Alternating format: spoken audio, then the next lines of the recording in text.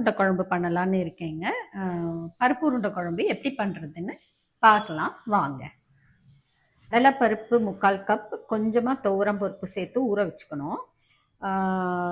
பச்சை மிளகாய், இஞ்சி, சீரகம், சோம்பு, கொஞ்சமாக உப்பு, அது கூட இந்த சின்ன வெங்காயம் இந்த அளவில் எடுத்துக்கிட்டு இதை எல்லாத்தையும் ஒன்றா அரைச்சிட்டு இது கூட அந்த பருப்பையும் சேர்த்து அரைச்சி உருண்டை பிடிச்சி வச்சுக்கணுங்க. சின்ன வெங்காயம் தட்டி எடுத்து வச்சுருக்கேன். தக்காளி கட் பண்ணி எடுத்து வச்சுருக்கேங்க. பூண்டு 3 பல்லு கட் பண்ணி வச்சுருக்கேன். புளி கரைச்சி வச்சுருக்கேங்க.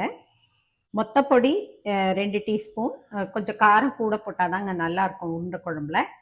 ஸோ 2 டீஸ்பூன் மொத்தப்பொடி, ஒரு 3 டீஸ்பூன் தனியாத்தூள், கொஞ்சமாக வெல்லம், சால்ட் கொஞ்சம், தேங்காய் உடச்சக்கல்ல அரைச்சி எடுத்து வச்சுருக்கேன். தண்ணியில் தேங்காய் அரைச்சதை சேர்த்து வச்சுருக்கேங்க. அது கூட இந்த மொத்தப்பொடி இது எல்லாத்தையும் கூட ஒன்றா சேர்த்துக்கணுங்க. சேர்த்து கலந்துக்கணும். தண்ணியோட மொத்தப்பொடி, தனியா பொடி இதெல்லாம் சேர்த்து வச்சுருந்ததை கலந்து அது கூட தேங்காயும் அரைச்ச தேங்காயமும் சேர்த்து கலந்து வச்சாச்சு. இது கூட கொஞ்சம் நல்லெண்ணெய் ஊற்றிக்கணுங்க.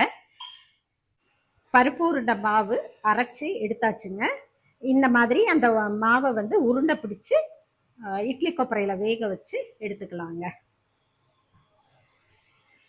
பருப்பு உருண்டையை இந்த மாதிரி இட்லி கொப்பரையில் வேக வச்சு எடுத்துப்போங்க. வேகட்டும், மூடி வச்சிடலாம்.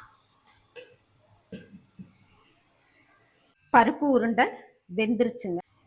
கடாய் அடுப்பு மேலே வச்சு அதில் கொஞ்சம் எண்ணெய் ஊற்றிடணுங்க. எண்ணெய் ஊற்றிட்டு எண்ணெய் காஞ்ச உடனே கொஞ்சம் வடகம் இல்லைன்னா கடுகு உளுந்து கூட போட்டுக்கலாம் நீங்கள். நான் கொஞ்சம் வடகம் போட்டுட்டு தாளிக்கிறேங்க. வடகம் பொரிஞ்சு வரும்போது இந்த வெங்காயத்தை போட்டுடணுங்க. பூண்டு, தக்காளி எல்லாத்தையும் போட்டு வதக்கிடணுங்க. கடாயில் வதக்குனதை இப்போ குக்கரில் சேர்த்துக்கலாங்க. இந்த குக்கரில் சேர்த்துட்டு நம்ம கரைச்சி வச்சுருக்கிற இந்த மொத்தப்பொடி, இந்த புளி தண்ணியை இதோட சேர்த்து கொதிக்க விடணுங்க. கொதி வருதுங்க. இப்போ இந்த உருண்டைங்களை இதில் சேர்த்துருவோம். சேர்த்துட்டு கொதிக்க விடணும். கொஞ்சம் உருண்டை போட்டு கொதி வந்துருச்சுங்க. இப்போ குக்கரை மூடி வச்சிடணும். மூடி வச்சுட்டு விசில் போட்டு ஒரு 3 விசில் வர்ற வரைக்கும் விட்டுறணுங்க. உருண்டை குழம்பு ரெடி ஆயிடுச்சுங்க. நீங்களும் இதை ட்ரை பண்ணி பாருங்கள். சூப்பராக இருக்குங்க.